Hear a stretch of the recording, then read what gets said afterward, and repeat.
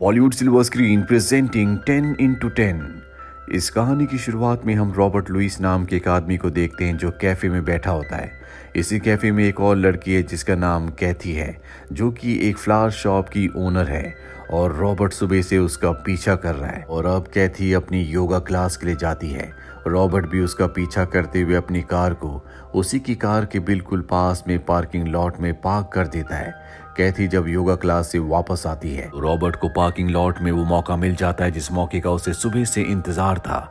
वो उसे पीछे से पकड़कर उसके मुंह पर टेप बांध देता है और साथ ही उसके हाथ पैर बांधकर उसे गाड़ी में रखकर यहाँ से निकल जाता है। दरअसल कैथी को उसने किडनैप कर लिया है और अब वो उसे अपने घर ले जा रहा है। रॉबर्ट का घर शहर से बहुत दूर सुनसान इलाके में होता है।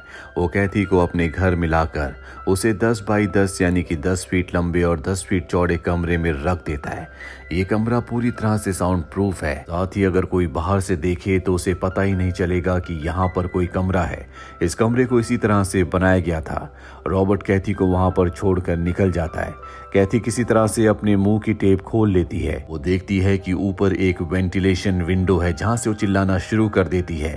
तभी अंदर रॉबर्ट आ जाता है जिसके हाथ में गन होती है। कैथी ये देखकर डर जाती है। रॉबर्ट कहता है कि अगर मैं तुम्हें मारना चाहता तो कब का मार चुका होता। कैथी उसे पैसे भी ऑफर करती है लेकिन वो साफ साफ मना कर देता है।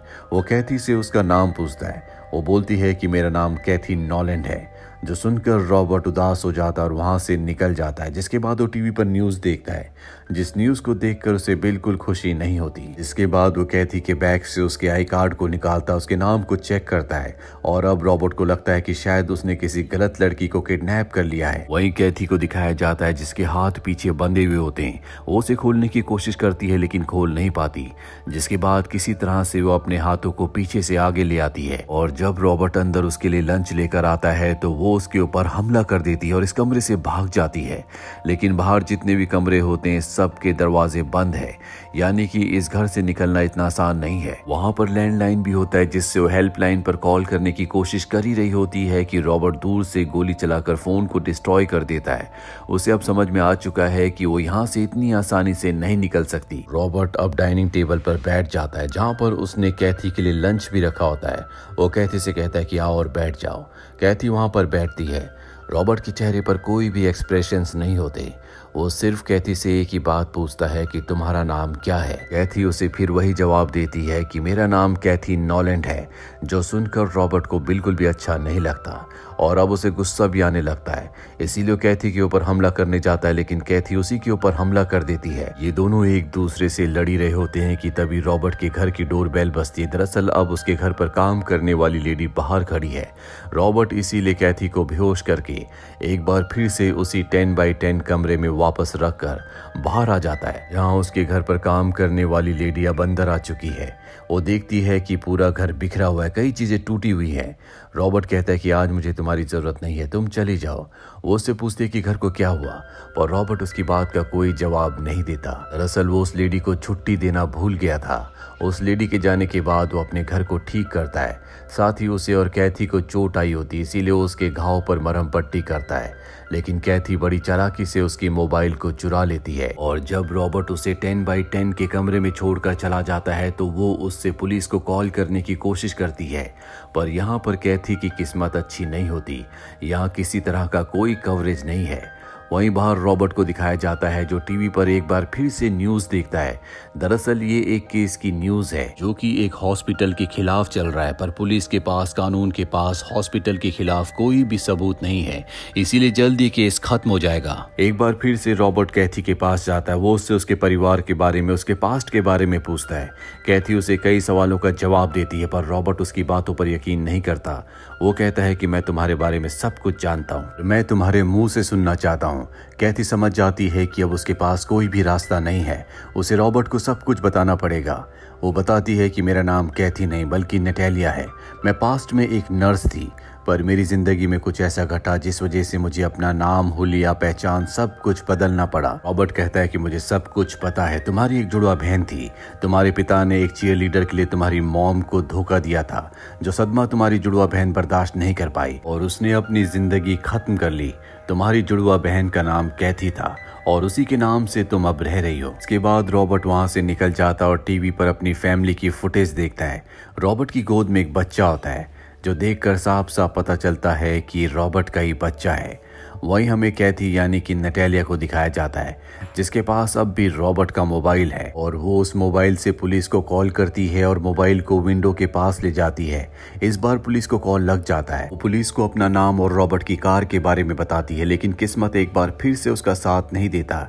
इससे पहले कि वो पुलिस को और भी डिटेल्स देती, कवरेज कम होने की वजह से फोन डिस्कनेक्ट हो जाता है। वहीं रॉबर्ट एक बार फिर से कैथी यानी कि नटालिया के पर्स को चेक करता है। वो देखता है कि उसमें फ़ोन नहीं है। वो समझ जाता है कि फ़ोन उसी के पास है, इसीलिए उसके कमरे में आता है और उससे फ़ोन वापस हासिल करके उसके फ़ोन को डिस्ट्रॉय कर देता है। और अब रॉबर्ट उससे साफ साफ पूछता है कि तुम कौन से हॉस्पिटल में नर्स थी। वो कहती है कि एंजल्स नर्स में।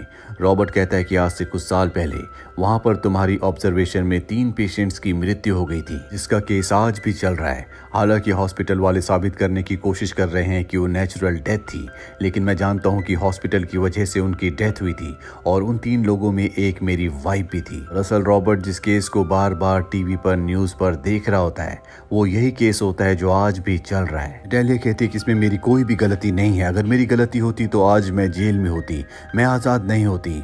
पर रॉबर्ट जानता है कि ये किसी न किसी की गलती है।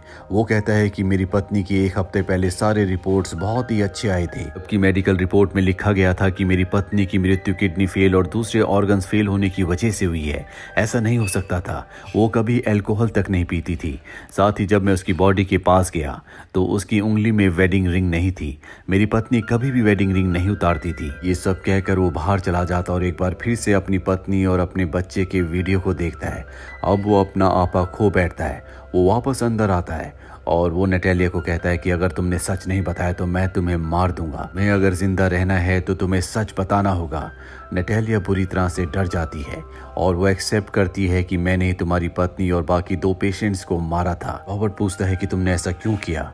नटालिया बताती है कि जब मैं छोटी थी तो मेरे पिता हमें छोड़कर चले गए थे, जिसके बाद सोसाइटी ने हमें आउटकास्ट कर लिया। इसके बाद मेरी सिस्टर ने अपनी ज़िंदगी ख़त्म कर ली और तब से मुझे ऐसे लोगों से नफरत हो गई जो अपने चाहने वाले अपने परिवार वालों को धोखा देते हैं। मैं हॉस्पिटल में जब नर्स थी तो वहाँ तुम्हारी पत्नी को एडमिट किया गया था। जल्दी मुझे पता चल गया कि तुम्हारी पत्नी का एक्स्ट्रा मैरिटल अफेयर है, वो तुम्हें धोखा दे रही है। इस बात को मैं बर्दाश्त नहीं कर पाई। मुझे अपनी ज़िंदगी का अतीत याद आ गया, इसीलिए मैंने उसे मार दिया। दूसरे पेशेंट जिसको मैंने मारा उसकी 2 पत्नियां थी, ये भी मुझे गलत लगा। तीसरी पेशेंट जिसे मैंने मारा था वो दरअसल पुलिस को झूठ बोलती थी कि उसने जो अपने पति से एलिमनी ली है उसके लिए वो उसे टॉर्चर करता है। और इसी तरह से मैंने 3 पेशेंट्स को मार दिया, पर मेरे खिलाफ कुछ भी साबित नहीं हो पाया, इसीलिए मुझे जेल नहीं हुई। रॉबर्ट ये जानकर पूरी तरह से हैरान और परेशान होता है कि उसकी वाइफ उसे चीट कर रही थी, उसका किसी और के साथ अफेयर था। वो इस बात पर बिल्कुल भरोसा नहीं करना चाहता, इसीलिए उस जगह से बाहर आ जाता है और एक बार फिर से रिकॉर्डेड वीडियोस को देखना शुरू कर देता है। और वीडियो की एक क्लिप में देखता है कि उसकी पत्नी को किसी का कॉल आता है। उसकी पत्नी उस कॉल को बिना किसी एक्सप्रेशन के देखती है और कट कर देती है, जिसका मतलब ये है कि हो ना हो उसकी पत्नी का किसी के साथ अफेयर था, यानी कि वो उसे धोखा दे रही थी। रॉबर्ट इस बात से बहुत ज्यादा इमोशनल हो जाता है, इसीलिए वो बाहर जाता है।